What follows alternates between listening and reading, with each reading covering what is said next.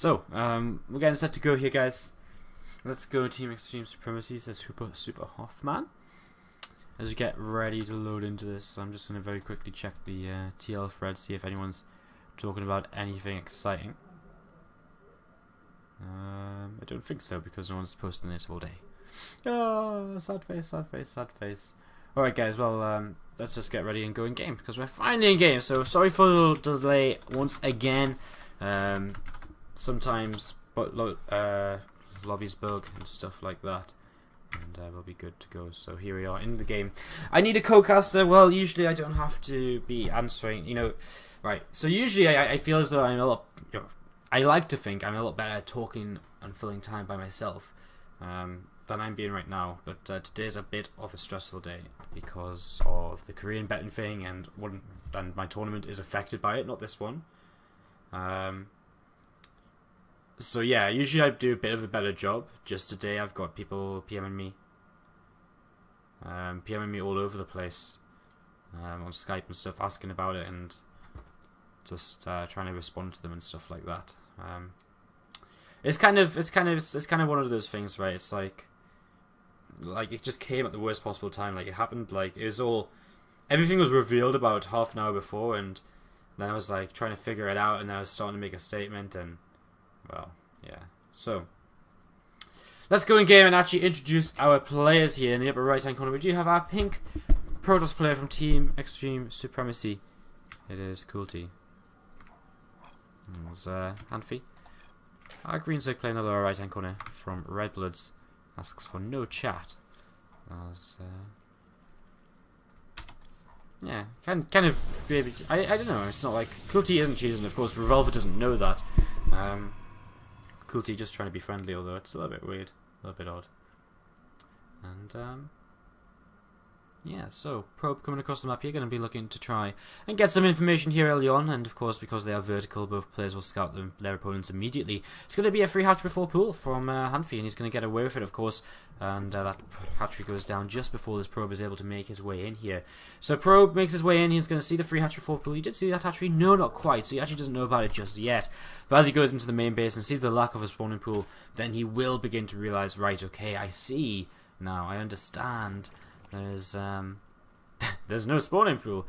Well, there's a very late spawning pool, so he knows it's a free hatch before pool. So this Probe going to be able to move out now, and we'll probably head back home. Probably not. There's nothing it can really do over on this side of the map. They can't put up any pylons or any cannons, and there's nothing else for it to see. Usually keep a Probe out on the map to maybe go and check the third base, but he's already seen it all, so no reason to keep it out on the map unless he really wants to put down a proxy pylon. And again, this Probe backing off right now. There's a Overlord coming in as well.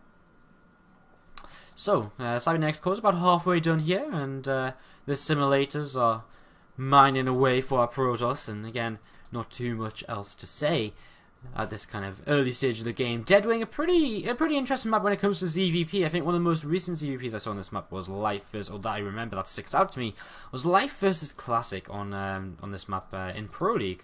And it was pretty interesting, and I mean, this map opens up a lot of different playstyles. We generally don't see 2-base all-ins from the Protoss player, though it is possible, because it's just so nice and easy to get up to this third base early, and then if you want to hit timing, a free base blink timing can be very, very powerful instead. So 3 queens being made, and these are going to be the first queens coming onto the map, going to be able to inject.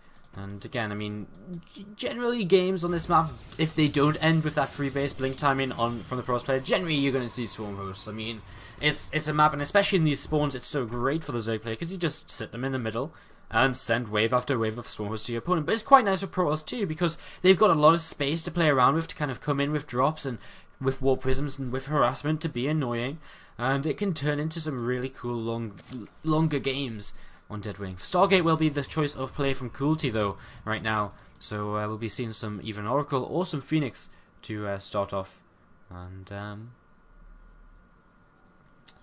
yeah.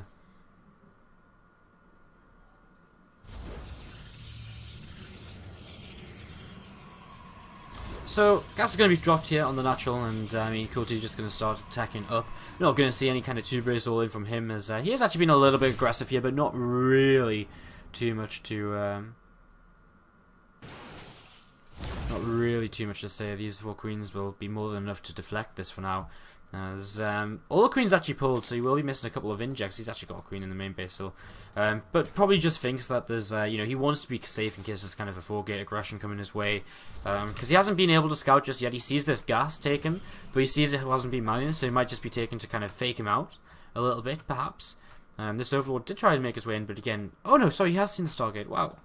Well, okay, so this Overlord actually has seen the Stargate, so how does he see the Stargate all the way over there? I guess the Overlord's come in, being shot at, and then actually managed to survive, so apologies. He does know the Stargate is there then, and doesn't really make too much sense as long as he actually pick off his out in the middle of the map. Doesn't really make too much sense to actually pull his queen from the natural as well to help defend then if he knows it's not going to be any kind of aggression. So, a little bit weird, but Oracle coming across 2 Stalkers and these queens. And let's see how they do as this Oracle's... well, the queen's actually in a little bit of trouble here. Time Warp dropping down as well. There's no units out because he traded it with the Zerglings away in the middle of the map. He's lost a queen so far and he's killed off an Oracle. That's pretty good going. There's a second queen going down and a drone going down now also. And, I mean, this last queen is probably going to go down too because the Zerglings are a little bit far away. He's actually going to turn and go for drones instead though. The Zergling speed not finished, so these Stalkers could still kite for a little while and do a little bit more damage here. And, again, just these Stalkers and the Promotion Core just going to back off. And, yeah, I mean, HaNfy just going to turn this away. So, 2 drones killed 2 queens, and he didn't really lose anything. He lost... he lost his Oracle. So, losing an Oracle is actually pretty big, and it's a really big factor. I mean, an Oracle is so great for the entire game. You know, it gives you so much map control. You can keep track of your opponent's units. You can get a couple of pickoffs of drones here and there. It's so great to keep alive as the game goes on. And it's a real shame to lose it early on. You know, he's actually lost it so early... He could maybe even justify making another one. At the same time, it's probably more cost efficient at this point to just go and make some observers instead. So, but I mean, if he did make another Oracle, it'd probably catch HaNfy quite off guard. And he doesn't have Spore Crawlers right now, or he doesn't have Spore Crawlers in his 3rd base, so he could maybe do a bit of damage. But I mean, it's not part of his build order, and he's not going to be adjusting his build order here just because he did lose that Oracle. So, yeah, Hallucinated Phoenix will head into the main base. He wants to start getting some information about what is my opponent what is my opponent playing with. He sees the double evolution chamber and, you know, he doesn't get into the natural, so he can't confirm the lack of a Rotron or the lack... Well, he knows there's no Hydralisk Den because the lair isn't finished morphing in yet, but he doesn't know quite yet that this is just a pure Link composition, so, he may have his suspicions, but he doesn't know 100%, and that is pretty nice knowledge to keep away from your opponent, as these queens will come to the middle of the map and help out. So as this next Hallucinated Phoenix goes in, it will get into the natural, or will it actually? A queen will stop it. So again, no scouting information available as Spire is being built. So we're going to see Ling Muta here to start up with. We see an Infestation Pit being added on as well, so probably a transition to Swarm Host as the game continues. And this Mothership Core just going to move over to the right hand side now, it seems. So So yeah, Mothership Core has been sitting in the middle of the map for a while, and it's starting to get to the point where he's not too sure if Hydra's about to come forwards and snipe it off, so he wants to be safe, and now he sees nothing. So he gets in the base, now he sees nothing, and as he gets further in the base, he's going to see the Spire, he's going to see the Infestation Pit, and he's actually already started the Phoenix before he saw the Spire, because I think he just started to realise already, right, you know, he started extra Stargates and a Fleet Beacon too, so you can see, I think he started to figure out basically, right, you're going for this Ling Heavy style, which probably means Mutalisks. We're going to see Swarm Host come up here initially, and that's where HaNfy has spent his initial money, maybe because he's already, maybe because it's been scouted. I'm not sure if Cooltea actually spotted that Infestation Pit while it was upgrading. So he might not know that there's... Because right now, I mean, he's making Phoenix, but of course the Phoenix aren't going to do anything unless HaNfy decides to suddenly make Mutalisks, but right now he is just making those Swarm Hosts. So it's a little bit interesting, and starting to get missile attack upgrades as well. You know, it's not a bad thing to have this Spire down, because later in the game, the Spire is going to be very useful. You can tech switch, you can add Corruptors as well, and if the game goes very late, Corruptors are going to be your best friend. Help pick off Colossi, etc. So, War Prism here is just loaded up with a few Zealots, and they will be moving forwards towards his main base soon. A main base which is very well protected by these incoming Spine Crawlers, and that's something which HaNfy has got set up early. He's, he's being proactive about addressing the possible issues in this game, right? So quite often you'll see Zerg players, they won't invest in Spine Crawlers until they see, oh, you're going to try and, harass me for War Prism? Okay, I'll take some damage, and now I'll add Spine Crawlers. So he's being a little bit more proactive here. He's preemptively putting these spines down. He's saying, so many, pretty much every Protoss player gets a Warp Prism nowadays, especially against this sort of style, so he's just covering his weaknesses. There's continuous scouting from Cooltea. He really wants to know about the composition. And I'm a little bit worried for him. Look at this army. It's Stalker Sentry. Stalker Sentry Phoenix. Right? And Cooltea's just kind of assumed, he saw the Infestation Pit and the Spire, and he's just assumed it's Mutalisks. And that's the biggest mistake so far, because now he's got 20 or so Phoenix, which are completely useless. I mean, he can come in and lift some Swarm Hosts up, I suppose, but with Corruptors coming out, that's not really going to be viable here. And as these Swarm Hosts hit the front door, I mean, does he even have a Robo Bay down? No. So, I mean, he is a long way off being in a safe position here. As Phoenix will lift up this first Swarm Host. Perhaps? Okay, there we go. So, I mean, the Phoenix are going to be able to move forwards, and again, they're going to lift up a few of these Swarm Hosts. And they will begin to fall. In fact, that's 5 Swarm Hosts killed off, so the Phoenix actually been a little bit more useful than I thought, because the Corruptors are a little bit late to the party, because, I mean, while HaNfy didn't know his opponent, while Cooltea didn't know these Phoenix were, in the long run, going to be useless, HaNfy just as much didn't know that he was stacking up Phoenix like this, so now he's lost those initial Swarm Hosts, though he shouldn't really lose any more. But that was a fair number, 6 Swarm Hosts.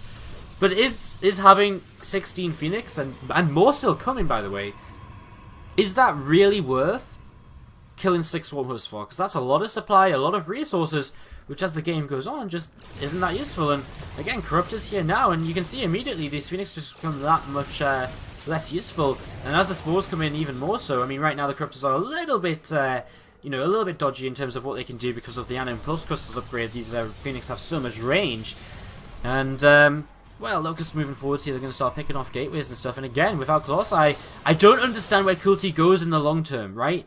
I just don't understand where he goes in the long run of this game. The Warp Prism's gone somewhere. It looks like the Warp Prism's been lost here. So, that never really achieved too much. So sorry about that. More Spore Cores being added on, because I mean these Phoenix can harass the drone lines to hell and back. I mean he's going to be able to kill so many workers. He's got 90 probes? What? He's got 90 probes!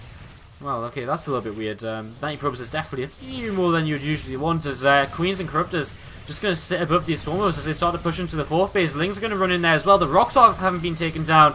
And these Phoenix are just sitting on the other side of the map doing absolutely nothing. They've picked up 12 workers, but he's just lost 21 to this attack. Nexus will fall as well. And what's he going to do? Fly, come pick up the Swarm Host when these Corruptors are here, when Spore Cores are moving forwards? I feel as though, again, Cooltea just kind of guessed Mutalisks. There wasn't Mutalisks, and now he's really paying the price. Phoenix trying to come in, but again, it's going to be very tough for them to find anything to do. He's trying to establish a base to this left side, which will only last as long as it takes HaNfy to spot it. As the Robo Bay has finished, the Colossus production can begin, but, I mean, there's the saying, better late than never. But in this case, I mean, there might not be a late, because right now, as Zerg plays just pushing the front, he's got Zerglings running into the main base, he's going to have to lose a bunch of Phoenix energy to clean that up.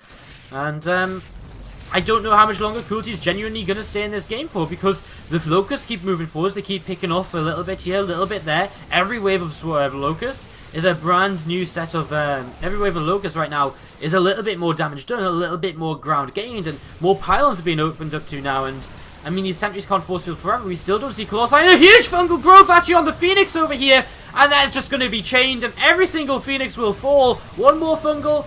Okay, he doesn't use the last fungal there, but I mean, he's already pretty much cleaned out the Phoenix, and Cooltea's already given up with the Phoenix. He's not microing them anymore. He's pulling back his army in towards the natural. He's got some Dark Templar here, and fungal growth could have been nice to detect them, because actually, okay, I mean, the Spore Cores, right? The Spore Cores, all he needs is his next wave of Locusts, and these DTs are dead. So Locusts pop out, and DTs get picked off. One of them escapes. And, well, there's a couple of Zealots actually over here as well, doing a little bit more damage. So, still some worker damage being done. But, again, he just doesn't have any way to kill the Swarm Hosts. He's got some Void Rays on the way, but 2 Void Rays against this many Corruptors? Not a chance. And, again, it's a case of, by the time has he just cancelled his Void Rays? I think he might have. Has he really? Yeah, he has, wow. I mean, it's a case of the fact that he just doesn't have time to build as many Void Rays as he would need. This base over here will go down to the Dark Templar, but that's not really the biggest of issues right now, because again, this is already a lost game. And I mean, again, I'd love to make it exciting, but it's just one of these situations where nothing's gonna happen. He was trying to hide some extra gateways over to the left, but what are you gonna make with them? Like stalkers? And what are you gonna do? Like, well, this maybe, I guess, blinking forwards into the army. The Locusts come in now, and I mean, the Stalkers can, you know, what's he going to do? Do that every single time? He's just continuing to take so much damage. Over here, these Zerglings will eventually clean out this base as well. And, I mean, just starting to move forwards into the natural as well right now. These Infestors don't really have any energy to do much quite yet, since they fungled the Phoenix. But again, I mean, just a little bit of damage here and there, and I mean, continues to slowly push forward with the Locusts, a few at a time. Again, just getting that little bit of extra ground every time he moves forwards. And HaNfy looking as though he's going to put Redbloods 2-1 up here in this best of 7. GG called, and Redbloods take game number 3.